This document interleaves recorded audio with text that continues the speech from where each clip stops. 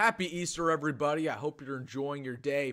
In today's video, we have an update about Nebraska Spring Practice. Week 1 just wrapped up, and we learned a couple crucial storylines, players to watch, and some insider bits you're not going to hear anywhere else. So before we get into it, if you like the content, please hit the like button on this video. It's completely free and it helps me out, along with subscribing to the channel if you don't want to miss out on the best Nebraska football and Nebraska recruiting content on YouTube. Nobody is making as many videos as us here on the Wilson Sports Channel, so if you don't want to miss out on any Husker content, please do that. But let's just dive right into it, talking about Nebraska Spring Practice. And man, it's been a busy couple days for the Huskers. Obviously, 1 week ago, they got started on Sunday.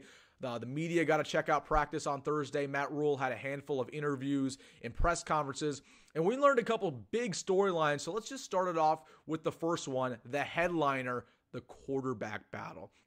And Matt Rhule said pretty early on throughout the week that he's been very pleased with his true freshman quarterbacks, Dylan Rhule and Daniel Kaelin. He's emphasizing a battle. This is not going to be won by either one of those quarterbacks in spring practice. It's not going to be won early in fall practice either. Expect a quarterback to be named the week of the first game of the season. So again, this is going to be a battle. And that's just going to emphasize competition and development. And really, the thing that stood out to me when he was talking about both these quarterbacks is that he expects both of them to be able to start on the first game of the season. Now, we knew that was going to be the case with Dylan Rhule. That was always a question mark in my mind about Daniel Kaelin. Kaelin, about as talented as they get. We know what he can do with the football in his hands, but he is a very raw prospect. I thought it would take a little bit of time to get used to playing football at the collegiate level, but the fact that he's doing such a good job early on not only makes me think a lot better of him as a prospect, he might even be a real competitor to Dylan Rhule in this battle.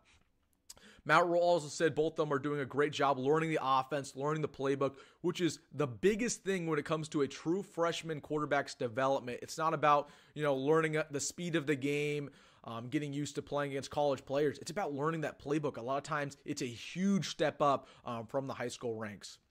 So the media got to see both of these quarterbacks when they went to practice on Thursday.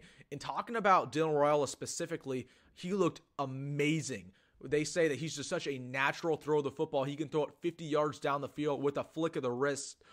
Everything comes easy to him, and that's what you want to see from your five-star blue-chip quarterback prospect. And they say, yeah, he's still learning. He's still raw as a prospect, which you'd expect from a true freshman. But by the time we get to late spring, early fall, yeah, he's going to be the guy. He's going to look like the real deal. But he's already showing you a lot of good things in the first week of spring practice. So Dylan Rhule looking great, but Daniel Kaelin, he's making this a real battle, and he's also looking very competitive. So that was the one big storyline. Let's get into the second big storyline. And this is the transfers that we got for Nebraska, starting off with Stefan Thompson. Now, this isn't necessarily a good storyline. Stefan Thompson, when Matt Rhule was talking about him, he said he got to campus overweight and out of shape. Now, if you're not familiar with Stefan Thompson, he was a linebacker transfer out of Syracuse. He was one of their better players for 3 or 4 years. He was with Tony White when White was the DC over there for the Orange.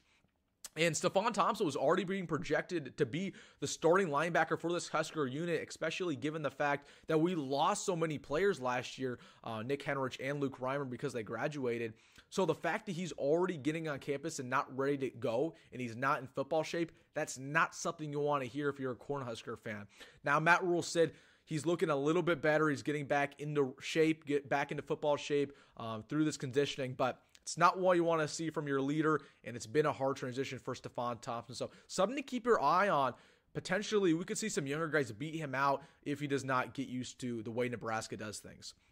Another transfer has some question marks as well. This is Micah Mazuka. So Micah was a transfer from Florida at that offensive guard spot. He started a million games throughout his career. So a lot of people were penciling him as being a starter once again. But he's a very controversial figure. He's had some question marks off the field throughout his career. And Matt Rhule said he loves competing, he loves playing ball, but there are a lot of areas he needs to grow in when it comes to his pass blocking and run blocking. Now, you could hear that and feel fine if he was a second-year player, third-year player.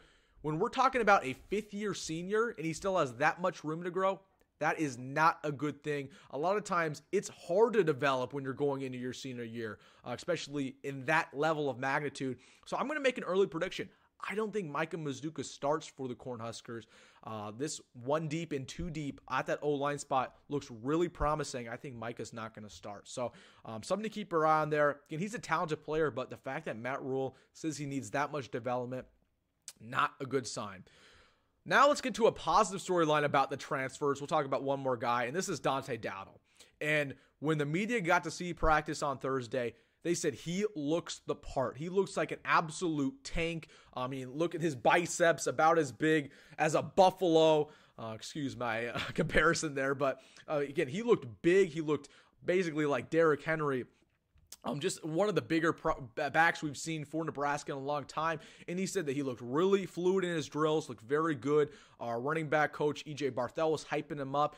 And Dante Dowdle really needs to take advantage of spring practice, given the fact that we have a couple injuries in that room. Gabe Irving and Rahmir Johnson are both out for all of April. So Dante Dowdle basically only competing with himself. If he can do a good job, it's going to be a lot easier for him to win that battle in the fall. So Dante Dowdle looking really good throughout that first week. So I mentioned a couple injuries. That's going to take me to my third storyline, is Nebraska has a little bit of an injury problem here throughout the spring. Obviously, I mentioned Rahmir Johnson and Gabe Irving. They're carrying over injuries from last fall. There's a couple injuries that are persisting for the Cornhuskers. Brody Tagaloa was a guy that was really hyped up as a prospect, another Polynesian kid at the D-line spot who actually got in a car crash last spring, and he got injured. He didn't play at all in the spring, at all in the fall, and he's still injured, and really shows you the level of the degree that car wreck took out of him. So something to keep your eye on. That's a guy who we expected a lot from. Deshaun Singleton, another player who's still out for Nebraska. He's not going to play this spring. He got injured in the 5th game of the season last year. His first 4 games were phenomenal, and Nebraska's fighting for him to get a medical red shirt. So this is kind of a lingering storyline that I've talked about in the past, but it feels like Nebraska always has this injury bug where players get hurt and they're always out for longer than they're projected to be. Rahmir Johnson and Gabe Irvin, I believe they had a dislocated shoulder, elbow, hip, I believe, and they've been out for 3, 4, 5 months. That is not usually the case when it comes to that degree of injury. So it feels like we can't ever catch a break, and players are always out for a lot longer than they're projected to be. There's a couple other injuries. Larry Tarver is out, a couple true freshmen. That's not something I'd worry about going forward. The spring, a lot of times Matt Rhule likes to go very slow. You don't want to force any injuries. So again, if you're banged up, they're going to get you out of practice. So something to keep your eye on there with some of those injuries. Now, I have one more storyline. This one is exciting. It's just the defensive hype. When the media was checking out practice, when Matt Rhule's talking about practice, it all goes back to how good this defense is projected to be in 2024. Starting off, Sam McEwen, beat writer for the Omaha World Herald, said this D-line physically just looks the best it has in over a decade. Everybody looks big. They look strong. They look fast. Our big man inside, Ty Robinson and Nash, they look huge, demolishers, right? Over 300 pounds. Our edge rushers, whether that's Cameron Lenhard, Princewell Manumulum, they're primed to have a big season once again and potentially be one of the better edge rusher duos in the entire country. Not only our D-line, but the linebackers are looking really good. He said they're a little bit small. Again, maybe need to hit the weight room, but they're looking super fast. They're explosive to the football. And they just have a knack for getting to the ball, getting some interceptions. So this is a linebacker group that I really like going forward. Yeah, they're raw. Yeah, they're unexperienced. But by the time we get to the fall, this is probably going to be a better unit than it was last year. As for the secondary, it's a little bit raw. You lose Quinn Newsome. You lose Omar Brown. But another unit we feel really good about. And expect a couple true freshmen to really try to get some playing time, whether that's Mario Buford or Larry Tarver. So yeah, some true freshmen we're going to keep your eye out for as well. And culture, man, it's at an all-time high. Nebraska keeps releasing these videos on their YouTube, on their Twitter page about practices, about mat drills, and everybody keeps saying this culture looks better than it has in years. Now, I hear that all the time. We heard that in the Scott Frost era. We heard that in the Mike Riley era. Is that the case? We don't know.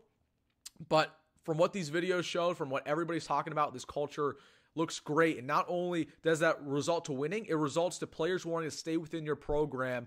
Retaining is huge in modern day college football. You want to recruit and then you want to retain, and that is what Matt Rhule is doing at a high level. So let me know what you think about these storylines down below. Some of these transfers that we're going to have to watch out for who are currently struggling. Again, week 1, it was very entertaining, and it's only going to go up from here. So we're going to continue to have updates here on the Will Stimmons Sports Channel all throughout the month of April about spring practice, and then, of course, the spring game at the end of the month. So everybody, enjoy your Easter. Make sure to hit that like button and subscribe and not miss out on any more Nebraska football stuff. And as always, folks, go Big Red, go Matt Rhule, and see you in the next one.